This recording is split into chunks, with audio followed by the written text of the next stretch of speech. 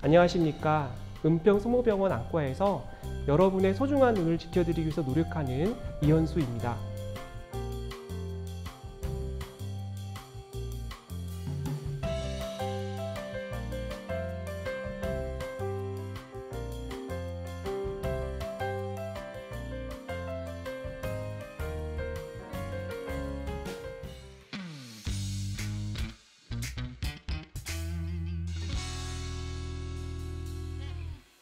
난치성 백내장은 일반 백내장과 달리 백내장이 매우 심하거나 다른 안질환과 동반되는 백내장입니다. 대표적으로 산동이 안 되는 소동공 백내장과 매우 심한 과숙 백내장, 외상으로 인한 백내장, 백내장 주변부가 약한 선모체 소대약화 백내장 등이 있으며 녹내장이나 망막질환과 동반된 백내장도 있습니다. 일반 백내장과 달리 백내장이 심하고 눈 안의 구조물이 약한 경우가 많기 때문에 수술 난이도가 높고 홍채 견인기나 유리체 절제술, 공막 고정술과 같은 특수한 기구나 수술 방법이 필요할 수가 있기 때문에 이러한 돌발 상황에 대처할 수 있는 술자의 풍부한 경험이 중요합니다.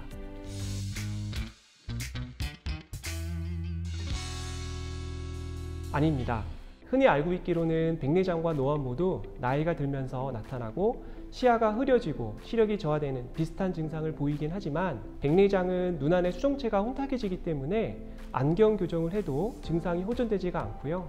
노안은 노화의 자연스러운 과정으로 수정체의 탄력과 거리에 따른 조절 능력이 떨어져서 주로 근거리 시력이 저하되지만 돋보기를 사용하면 근거리 시력이 호전될 수 있는 차이가 있습니다.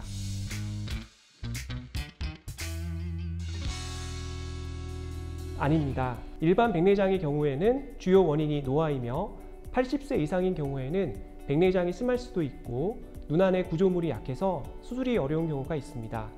그러나 외상이나 포도막염, 녹내장 등이 동반된 경우에는 노화와 상관없이 젊은 층에서도 난치성 백내장이 조기에 진단될 수 있습니다.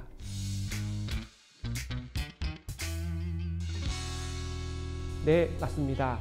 난치성 백내장이 일부분이긴 하지만 과숙 백내장의 경우 수정체 단백질이 녹으면서 녹내장을 유발할 수가 있고 소동공 백내장의 원인이 되는 거짓비늘 증후군은 수정체 껍질이 물고기 비늘처럼 벗겨지면서 녹내장을 일으킬 수 있습니다.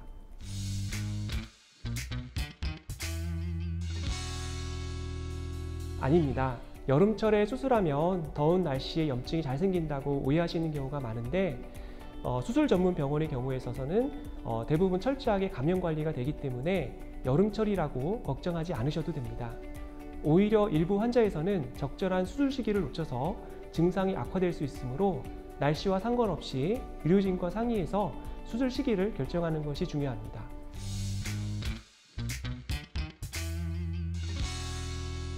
네, 맞습니다. 일반 백내장과 달리 난치성 백내장은 백내장도 심하고 눈 안의 구조물이 약하기 때문에 수술이 어렵고 수술 중에 훈황 파열이나 전방 출혈, 유리체 탈출, 인구수정체 탈구 등의 합병증이 발생할 가능성이 높습니다.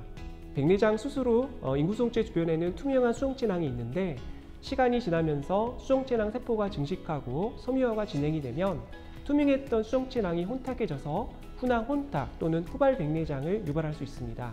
후발 백내장은 전체 백내장 수술 환자의 약 20%를 차지하고 백내장이 재발한 것은 아니기 때문에 수술 없이 외래에서 레이저로 간단하게 치료가 가능합니다. 후발 백내장은 수정체 세포가 훈황으로 이동 증식해서 발생하는 것으로 이것을 예방하기 위해서 그 인공수정체 주변에 fem토초 레이저를 이용해서 그 나노 패터닝으로 홈을 만듭니다. 그 홈을 만들면 이 홈 때문에 수정체 세포가 이동과 증식을 억제하기 때문에 후발 백내장을 획기적으로 줄일 수 있습니다. 아직은 임상시험 전 단계로 실제 환자에게 사용하기까지는 아직 좀 더 개발이 필요한데 저희 은평성모병원 연구팀은 이러한 수정체 개발에 전력을 다해서 환자분들께 도움이 될 수 있는 후발 백내장을 획기적으로 억제할 수 있는 렌즈를 개발하도록 하겠습니다.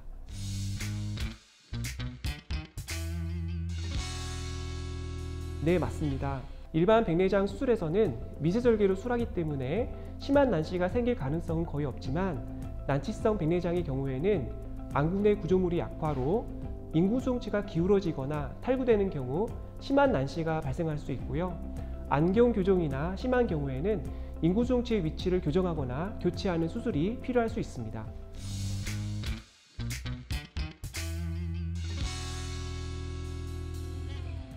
백내장 수술은 혼탁해진 백내장을 제거하고 인공수용체를 삽입하기 때문에 다시 백내장이 재발할 가능성은 없습니다. 후발 백내장과 같이 수정체 세포의 증식에 따른 hun항훈탁으로 시력이 저하되는 경우에는 간단히 레이저로 치료가 가능합니다.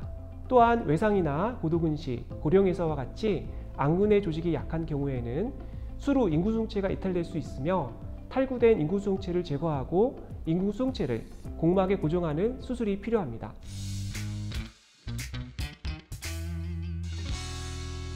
네, 맞습니다. 햇빛의 자외선이 눈 안에 있는 단백질 변성을 유발해서 백내장을 발생시킬 수 있기 때문에 장시간 햇빛에 노출되거나 자외선이 강한 경우에는 선글라스를 착용하는 것이 좋습니다.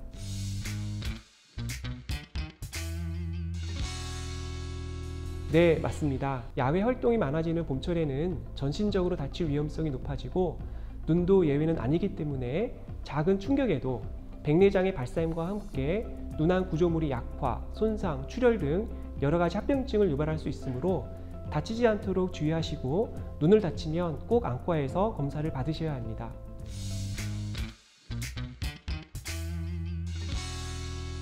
네, 맞습니다. 최근 보고에 따르면 스마트폰과 같은 디지털 기기를 하루 5시간 이상 사용하는 경우 젊은 층의 백내장 발생 위험이 최대 30%까지 증가할 수가 있고, 스마트폰에서 나오는 블루라이트가 수정체 단백질의 변성과 눈의 피로를 유발하기 때문에 백내장이 원인이 될 수 있습니다. 따라서 장시간의 스마트폰 사용을 줄이고 블루라이트를 줄이는 필터 등의 방법이 도움이 될 수 있으며, 어두운 곳에서는 동자가 커져서 스마트폰의 해로운 광선이 눈에 많이 들어가므로 주변을 밝게 하고 사용하시는 것이 좋습니다.